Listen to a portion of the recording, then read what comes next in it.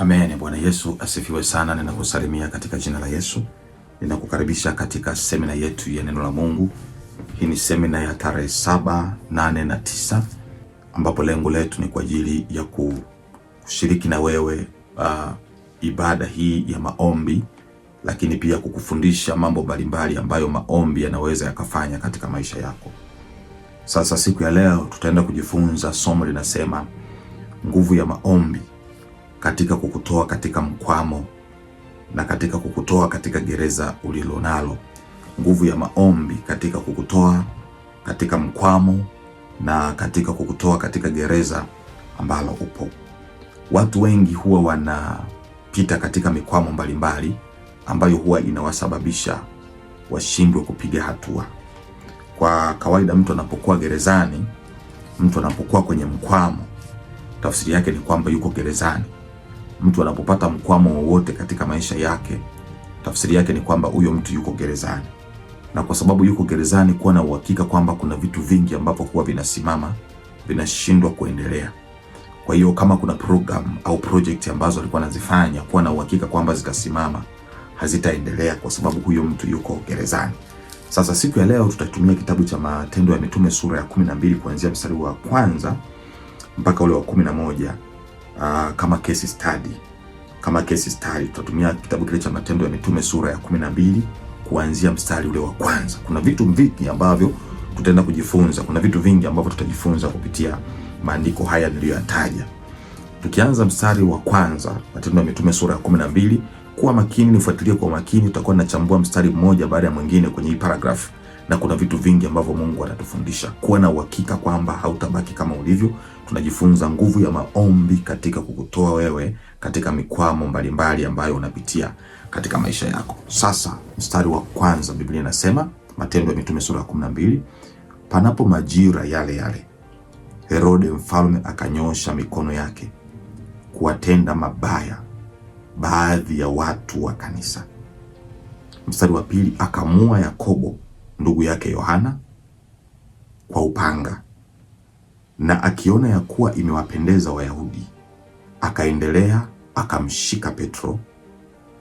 Siku hizo zilikuwa siku za mikate isiyotiwa chachu. Sasa hapa tunaangazia mzizi wa tatizo au the magnitude of the problem. Kulikuwa na changamoto imetokea hapa. Herode alikuwa amenyosha mikono yake akawatenda vibaya watu wanaomcha Mungu. Na kama hiyo haitoshi, Biblia inasema kwamba alimuua Yakobo ndugu wa Yohana. Hawa ni wanafunzi wale waliokuwa wanafunzi wa Yesu, wanapitia kwenye huo msuko. Kwa hiyo Yakobo ndugu yake Yohana akauawa kwa mkono wa Herode. Lakini kama hiyo haitoshi, Biblia inasema kwamba akamshikilia Petro. Haya ni matatizo ambayo yalikuwa yanawashikilia hawa watu, kama vile wewe unapokutana na matatizo yanayokushikilia. Hata hawa ndugu zetu walishikiliwa na haya matatizo. Kwa changamoto ya kwanza hapa ilikuwa ni Herode kuwatesa watu wa Mungu, wale ambao ni wanafunzi wa Yesu. Lakini Herode pia alipata nafasi ya kumuua Yakobo ndugu wa Yohana. Lakini kama hiyo haitoshi, huyu Herode aliweza kumkamata na kumshikilia Petro, kwa sababu Petro alikuwa ni mtumishi wa Mungu, anafanya kazi ya kuhubiri Injili. Kuwa na uhakika, baada ya kushikiliwa alikwama, alistagnate, alikwama. Baada ya kushikiliwa Biblia inasema kwenye mstari inasema alipokwisha kumkamata akamweka gerezani, akamtia minyororo, akamtia mikononi mwa vikosi 4 vya askari 4 wamlinde, akitaka baada ya Pasaka kumtoa na kumweka mbele ya watu. Kwa unaweza kuona kwamba kama ni mkwamo katika eneo la huduma, Petro anaupitia kwa sababu ya Herode. Inawezekana wewe unapitia mkwamo kwa sababu ya Herode wako katika eneo la biashara. Herode ana uwezo wa kukufanya ukakwama kwenye eneo la biashara kwa kukushikilia kwenye eneo fulani.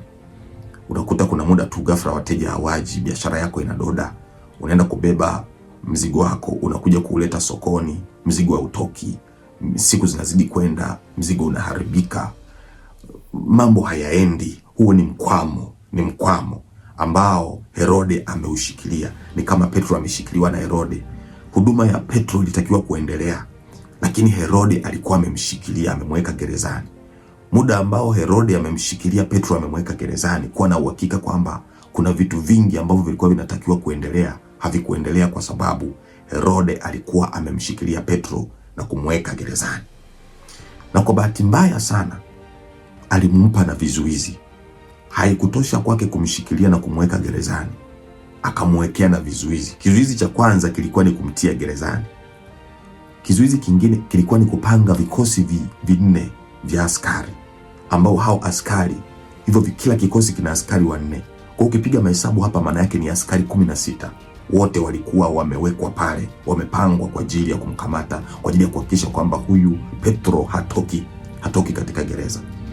Tafsiri yake ni nini? Hata kama Petro angekuwa na uwezo wa kusneak out akatoka, maana yake vile vikosi vya askari 16 vyote vingemshambulia, asingeweza kutoboa kukimbia. Hii inatuambia kwamba kuna muda ambapo mambo yetu huwa yanakamatwa na shetani anayaweka katika vizuizi. Kwa hiyo unaweza ukawa unatumia nguvu kubwa sana kujaribu kuchomoka, hata kama utajaribu kujichoropoa, lakini bado hauwezi kutoboa kwa sababu idadi ya vizuizi inakuwa ni kubwa. Imagine mtu yuko gerezani alafu bado amewekewa vizuizi vya askari wenye makundi manne, ambapo kila kundi kuna askari wanne. Maana yake hao ni askari 16. Hao wote wanataka kupambana na mtu mmoja ambaye hajasomea jeshi, Petro. Wote hawa kwa ajili tu ya kupambana na Petro. Imagine. This is to tell you kwamba shetani akiamua kukukamata kwenye mkwamo, anahakikisha amekunyonga kisawasawa, kiwango ambacho hauwezi kufurukuta, hauwezi kutoka, hauwezi kutoboa. Petro pamoja na kwamba ni mtumishi wa Mungu, lakini sasa yuko gerezani, huduma haiendi, mambo hayaendi. Ndivyo wewe ulivyo sasa hivi. Kuna mambo yako mengi yamesimama. Ulitakiwa kuwa shule, hujaenda. Familia yako imestack, uchumi wako umestack, kila kitu hakiendi, mahusiano hayaendi, familia haiendi, watoto wako wamestack, umeshindwa mpaka ada ya kuwapeleka shuleni. Umestagnate kwenye hilo eneo, umekwama. Huu ni mkwamo ambao siku ya leo kwa neema ya Mungu tunaenda kutumia wakati huu wa kuwa na muda mzuri wa maombi kwa ajili ya kuomba neema ya Mungu itupe upenyo katika mikwamo ambayo imetuzinga katika maisha yetu, katika jina la Yesu. Twende kwenye mstari wa 5. Basi Petro akalindwa gerezani, nalo kanisa likamwomba Mungu kwa juhudi kwa ajili yake. Nimependa hili andiko, nimependa huu mstari wa 5. Anasema basi Petro akalindwa gerezani, nalo kanisa likamwomba Mungu kwa juhudi kwa ajili yake. Bold neno, kwa juhudi, kuomba kwa juhudi. Okay, kama kuna kuomba kwa juhudi, that means kuna kuomba bila juhudi, kuna kuomba kwa kawaida. Na tofauti ya hivi vitu viwili utaipata tofauti kwenye matokeo. Mtu anayeomba kawaida na mtu anayeomba kwa juhudi, tofauti ya hizi aina za maombi unakuja kuzikuta kwenye matokeo.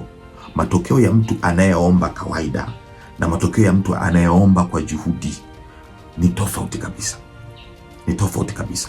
Hapa kanisa lilijua kwamba huu aina ya mkwamo ambao mtumishi wa Mungu Petro ameupata, ameingia gerezani, haya sio maombi ya kama unaombea chakula yanaweza kumtoa Petro. Nataka nikwambie kuna aina fulani ya maombi ndio yanayoweza kukutoa wewe katika mkwamo uliopo. Shida ni kwamba wewe unatumia dozi ndogo wakati tatizo ulilonalo ni kubwa. Tatizo ulilonalo ni kubwa, linahitaji dozi kubwa. It needs high dose. Ukiwa unaumwa ugonjwa wowote, ukafika kwa daktari, anakupatia dozi kulingana na kiwango cha ugonjwa wako. Kwa hiyo kama ni malaria imekuwa kubwa mpaka imepanda kichwani, kuwa na uhakika hataanza kukupatia alu peke yake, vidonge vya alu. Ataanza pengine kukuchoma na sindano za Tesumet kwanza, ili kusudi kuweza kuidhoofisha ile malaria. Afu baada ya hapo ndio utaendelea na hizi alu kwa ajili ya kuhakikisha kwamba umepona kabisa. Sasa haiwezekani mtu ukawa na malaria kali imepanda kichwani, alafu daktari akafika akaanza kukuandikia alu peke yake. Hii ni kitu ambacho hakiwezekani. Sasa nimetolea mfano kwenye mazingira yanayofanya mimi kazi, lakini kimsingi nataka kumaanisha kwamba aina ukubwa wa tatizo ulilonalo ndio utadetermine aina gani za maombi, gia gani uitumie kwenye maombi. Kuna watu ambao future zenu zimeharibika, future zenu zimesimama, hatima zenu zimekufa, hatima zenu zimeibiwa, umestagnate, umepata mkwamo, lakini unatumia maombi ya kuombea chakula eti uweze kutoka kwenye hilo eneo, uweze kupropel, uweze kutoka kwenye mikwamo mikubwa. It needs high dose prayers. It needs prayers. Inahitaji maombi ya kujitoa muhanga ili kuweza ku rescue situation. Bible says mstari wa 5, kanisa likamwomba Mungu kwa juhudi. Likamwomba Mungu kwa juhudi kwa ajili ya Petro. Walijua kwamba wakiomba bila juhudi Petro hatoki gerezani. Kwa hiyo iliwalazimu kuomba kwa juhudi. You pray, utaomba kwa juhudi ili uweze kutoka katika eneo ambalo umekwama katika jina la Yesu. Ninakuombea leo Mungu akupe neema ya kujitambua ile andiko, ya kutambua kwamba kuna vitu utatakiwa kuomba kwa juhudi. Kama yalikuwa ni maombi ya masaa 12 kulingana na tatizo, kulingana na ukubwa wa tatizo, you need to go 3 days, you need to go 7 days, you need to go 21 days, you need to go 100 days. Inategemeana na ukubwa wa tatizo. The higher the dose, the higher the results. The higher the dose, the higher the results. Kwa hiyo kama una shida kubwa, tumia dozi kubwa ya maombi, ndio tatizo lako litatatulika. Maombi makubwa, maombi mengi ndio yanasolve matatizo makubwa. Lakini maombi yakiwa kidogo wakati tatizo lako ni kubwa, kuwa na uhakika utoboi. Kuwa na uhakika na kuhakikishia utoboi. Kama una maombi kidogo na matatizo yako ni mengi, ni makubwa, hutoboi. You need high dose prayers ili uweze kupata breakthrough kwenye tatizo ambalo uko nalo. Biblia inaposema kwamba maombi ya mwenye haki yafaa sana akiomba kwa bidii, inamaanisha kwamba huyu mwenye haki kama akiomba bila bidii, maombi yake hayafai sana.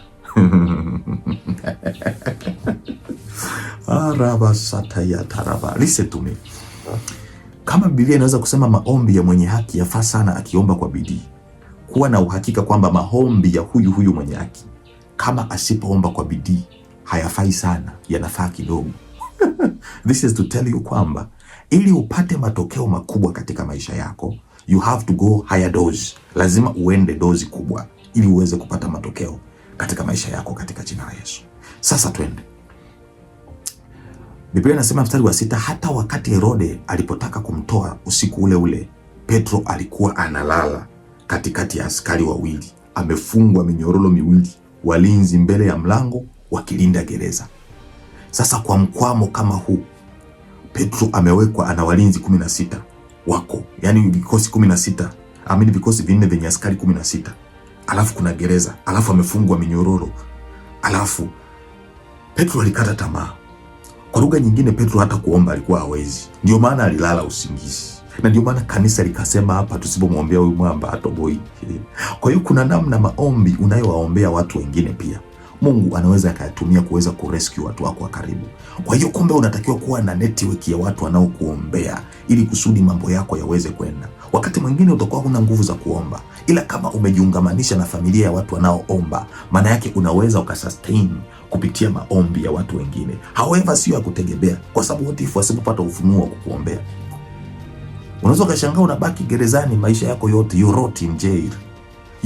You must have somebody ambaye ana take riski, anaingia, anachukua mzigo, anakuwa na mzigo ambaye ana take burden kwa ajili ya kukuombea. That's how you should have. Lazima uwe na watu ambao wanaweza wakadedicate muda wao kwa ajili ya kukuombea katika jina la Yesu. Biblia inasema katika mstari wa 7, mara malaika wa Bwana akasimama karibu naye, nuru ikamulika kile chumbani, akampiga Petro ubavuni, akamwambia akisema, ondoka upesi. Minyororo yake ikamwanguka mikononi. Rabasatayetelebokaseke. Kumbe maombi ya bidii huwa yanaleta matokeo. The Bible says, mara malaika wa Bwana akasimama karibu naye. Wakati ya watu wanaendelea kuomba kwa ajili ya Petro, ndipo malaika wa Bwana akamtokea Petro, akasimama karibu naye. Aliposimama karibu naye, what happened? Nuru ikamulika mle chumbani, akampiga Petro ubavuni, akamwambia akisema, ondoka upesi. Minyororo yake ikamwanguka mikononi. Kwa hiyo Petro anampata destiny helper baada ya maombi mazito. Malaika anakuja pale kumwokoa Petro. Malaika anakuja pale kama destiny helper kwa ajili ya kumtoa Petro gerezani, kwa sababu ya maombi ya kanisa, kwa sababu wale watu waliomba. That's why Peter alipata ile breakthrough. Malaika akamwambia jifunge ukavae viatu vyako. Kisha akamwambia jivike nguo unifuate. Akatoka nje, wakamfuata, wala hakujua ya kuwa ni kweli yaliyofanywa na malaika, bali alidhani kwamba anaona maono. Imagine, yani huyu jamaa alikuwa amelala kiwango ambacho haya mambo yote yanatokea, yeye anahisi anaota, kumbe ndio kweli. Kuna namna Mungu utakapoomba, kuna namna Mungu atakuvusha katika tatizo lako, na utadhani kama unaota, lakini hauoti. Ndivyo ilivyo, ndivyo Mungu anavyoweza kukuvusha kwenye hiyo changamoto kwa jina la Yesu. When you start praying, Mungu anaenda kukuvusha kwenye hiyo changamoto na hauoti. Ndivyo itakapokuwa kwa jina la Yesu. That's how it's going to be. That's how God is going to rescue. That's how God is going to save you in the name of the Lord. Unaweza kufikiri unaota, hauoti. Ndivyo ilivyo, Mungu anaenda kukuokoa na kukuponya na kukutoa katika maangamizi yako katika jina la Yesu. Ukienda mstari wa 10 anasema, na walipopita lindo la kwanza na la pili, wakaja hata mlango wa chuma na wa kuingia mjini, ukawafungukia wenyewe. Wakatoka nje, wakapita katika njia moja, mara malaika akamwacha. Okay. Sasa kuna kitu cha msingi ambacho kimejificha hapa. Kuna mtu anaitwa Destiny Helper. Destiny Helper ni mtu ambaye Mungu huwa anamtuma kwa ajili yako, kwa ajili ya kukuchukua kutoka point A kwenda B. Destiny Helper huwa anapatikana kwa maombi. When you are praying, you are attracting the Destiny Helper. Unapowaombea watoto wako, unaruhusu Destiny Helpers wa watoto wako wawaendee. Unaruhusu malaika wawaendee watoto wako na kuwa rescue katika maeneo yoyote ambayo ni magumu kwao. Petro alikuwa amekaa pale gerezani. Wakati kanisa linaomba, Mungu anatuma Destiny Helper kwa Petro. Alipofika pale yule malaika, Biblia inasema walipoanza kutoka, alipofika kwenye geti la chuma, lile geti likawafungukia automatic. Destiny Helper huwa wana nguvu ya kukufanya uingie kwenye milango automatically ikufungukie. Kuna milango ambayo ilikuwa ni migumu sana kupita, lakini once you have the Destiny Helper, those doors can be opened very simply. Kuna maeneo unaweza ukaingia kama Mungu akikupa Destiny Helper. Maombi yanaweza kuwaleta watu watakao kusaidia kuingia mahali ambapo wewe mwenyewe usingeweza kufika. That's why you need to pray. Unapoomba unavutia Destiny Helpers wanaokuwa na uwezo wa kukusaidia kuweza kuingia maeneo ambayo usingeweza kufika kwa akili zako mwenyewe. Ninakuombea sasa kwa jina la Yesu. Tumeona namna ambavyo maombi yana nguvu ya kuwaleta Destiny Helper. Ribo kataba sekete ya taraba. Ninakuombea kwa jina la Yesu. Hebu Mungu akupe Destiny Helper wa kwako, watakao kusaidia kuweza kuvuka kwenye eneo ambalo ni gumu kwako. Mungu akupe Destiny Helpers. Hebu omba Mungu akupe Destiny Helpers watakao kusaidia wewe kuweza kuvuka kwenye eneo ambalo limekuwa gumu kwako. In the mighty name of the Lord. Katika jina la Yesu. Na kuombea Mungu akupe Destiny Helpers wa kwako, watakao kuvusha kwenye hilo eneo katika jina la Yesu. Mungu akubariki sana. Siku yako imebarikiwa. Kama wewe hujaokoka na ungetamani kuokoka, unaweza kunifuatisha maneno haya. Sema, Bwana Yesu, ninakuja kwako, mimi ni mwenye dhambi. Ninaomba unisamehe dhambi zangu zote. Kuanzia sasa nataka kukufuata Yesu, na kuokoka na kuamini katika jina la Yesu. Amen. Unaweza kunitafuta kwa namba simu 0621 029 725 ili nikuunganishe kwenye kundi letu la maombi, ili uweze kuwa na muda mzuri wa kumwomba Mungu. Na tunaomba kila siku kuanzia asubuhi na mchana na jioni, we are praying. Kwa hiyo karibu sana na Mungu akubariki sana. Usikae bila kuomba, usikae kizembe. You need to pray ili uweze kupata upenyo wa kutoka kwenye changamoto yako katika jina la Yesu. Amen. Amen. Amen.